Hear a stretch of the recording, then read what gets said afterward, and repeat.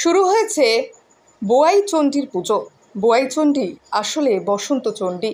কথিত আছে কলেরা, গুটি, বসন্ত সহ বিভিন্ন ধরনের রোগ সেরে যায় বোয়াই চণ্ডী মায়ের কৃপায়। অম্বুবাচী তিথিতে বোয়াই চণ্ডী মায়ের মন্দিরে ভিড় জমিয়েছেন ভক্তরা। এমনিতেই সারা বছর 365 দিন মায়ের মন্দির খোলা থাকে। কলেরা কিংবা গুটি, বসন্ত রোগ হলে মায়ের মন্দিরে পুজো দিয়ে পুষ্প এবং ঔষধ রোগীকে খাওয়ালে সুস্থ হয়ে যান তিনি। তবে অম্বুবাচী তিথিতে মায়ের বিশেষ পুজোর আয়োজন করা হয়।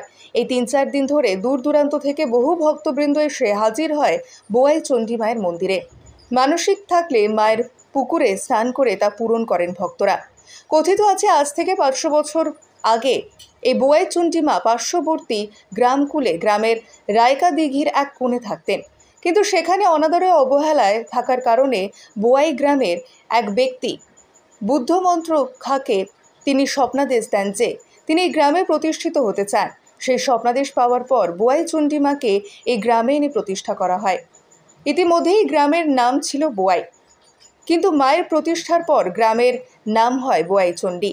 কথিত আছে বর্ধমানের রাজা নিঃসন্তান ছিলেন।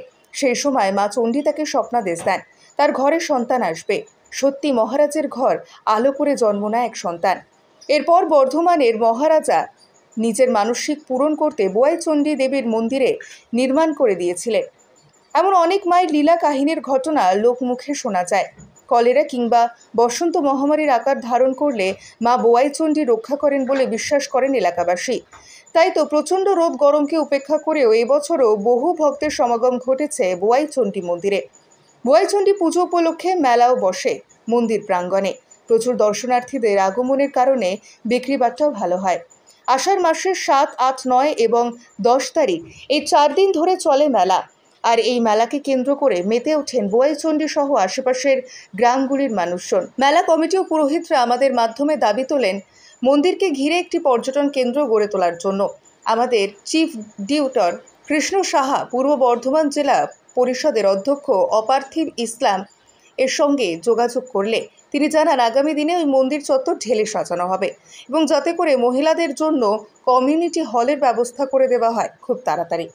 কিছু হয়েছে ব্যবস্থা, আরও যাতে সুবন্দোবস্ত হয় তার জন্য বিশেষ করে সরকারি কর্তৃপক্ষের কাছে আবেদন জানাচ্ছি। হ্যাঁ, পানি, জল, টয়লেট, হ্যাঁ, এবং মানে মহিলা টয়লেট এবং পুরুষ টয়লেট আলাদা আলাদাভাবে যেন সুবন্দোবস্ত হয়। আমার নাম সুব্রত কুমার রায়, সন্তু মাস্টার ডাক নাম সন্তু মাস্টার। এবং আর একটা যেটা বিশেষ রূপে আবেদন, সেটা হচ্ছে ব্রাহ্মণ ভাতা এখনো পর্যন্ত আমরা পাচ্ছি না। আমি নিজে তখনকার পুজো আর এখনকার পুজো পার্থক্য কি বুঝছে? তখনকার থেকে এখন আলো উচ্চমানের পূজা যায়। তখন লোক সংখ্যা কম ছিল, লোক আসতো কম, এখন লোক সংখ্যা বেড়ে গেছে। এখন প্রচুর যাত্রী আসছে, মেলা বাড়ছে, দোকানদানি বাড়ছে, বহু লোকের সমাগম হচ্ছে মেলায়। প্রায় 60 বছর 65 বছর ধরে আপনি এটা দেখছেন সজ্ঞানে। কোনো কাল্পনিক কোনো কিছু ঘটেছে বা কোনো কিছু জানেন এই মন্দির সম্বন্ধে? না, কোনো কিছু অঘটন কিছু ঘটেনি। রাতের অন্ধকারে একা কেউ পেরোতে পারে না, তখন একটু ছিল। আমরাও ছোটবেলায় দেখি যে এইদিকে রাত্রেবেলায় পেরোনো যেত না। একটা মায়ের যে একটা ভাব ছিল, মানে সেই ইয়েতে মা এধার দিয়ে কোনো লোকজন যাতায়াত করতো না, তারা গ্রাম দিয়ে ঘুরে যেত। রাত 10টার পর এখানে কোনো লোকজনের সমাগম ছিল না, আমরা নিজেরা দেখি। মায়ের অলৌকিক ঘটনা সম্বন্ধে কি জানেন আপনি?